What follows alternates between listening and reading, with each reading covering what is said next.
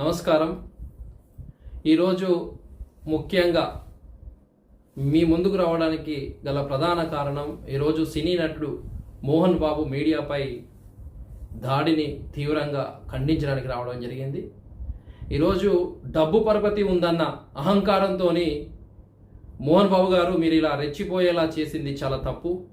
గొప్ప నటుడిగా మీకు పేరున్న మంచి వ్యక్తిత్వం లేనప్పుడు అదంతా నిరుపయోగమైన ఒకసారి మీరు అర్థం చేసుకోవాలి.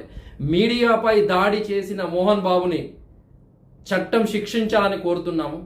జర్నలిస్టులపై దాడి ఇది హేయమైన చర్య అని వెంటనే మోహన్ బాబును అరెస్టు చేయాలని తెలియజేస్తున్నాను. ఇదేమి పెదరాయుడు సినిమా కాదు, లేదా రాయుడు సినిమా కాదు. మోహన్ బాబు గారు మీకు నచ్చినట్లు ప్రవర్తించాలంటే అదేమన్నా సినిమాలోని క్యారెక్టర్ అనుకుంటున్నారని ఒక్కసారి మిమ్మల్ని సూటిగా ప్రశ్నిస్తున్నాను. మీరు తిట్టినా పడి ఉండడానికి మీ ఇంట్లో పని వాళ్ళు కాదు. క్రమశిక్షణ అని అంటున్నారు. ఇదేనా మీ క్రమశిక్షణ అని ప్రశ్నిస్తున్నాను. మీడియాకు చెందిన వారు మీ కుటుంబంలో ఏదో జరుగుతుందని తెలిసి అక్కడికి వచ్చారు. మీరు చేసిన దాడిలో తీవ్ర గాయాలై ఓ వ్యక్తి ఆసుపత్రిలో ట్రీట్మెంట్ తీసుకుంటున్నాడు. అతడికి ఏదైనా జరగరానిది జరిగితే ఏంటి పరిస్థితి అని ప్రశ్నిస్తున్నా.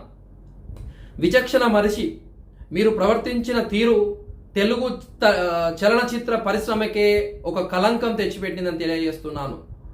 తన బిడ్డ ఇంటి లోపట ఉందని మంచి మనోజ్ పదే పదే చెబుతూ ఉన్నాడు. ఇచ్చి పంపేచి ఉంటే ఇంత రచ్చ అయ్యేది ఉండేదా? ఒకసారి ఆలోచన చేయండి.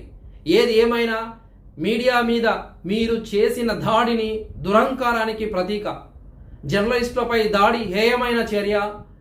వెంటనే మోహన్ బాబును అరెస్టు చేయాలని, చట్టం తన పని తని చేయాలని, వెంటనే జర్నలిస్టు సోదరులందరికీ మీరు క్షమాపణ తెలియజేయాలని డిమాండ్ చేస్తున్నాను యావత్ బీసీ సమాజం నుంచి.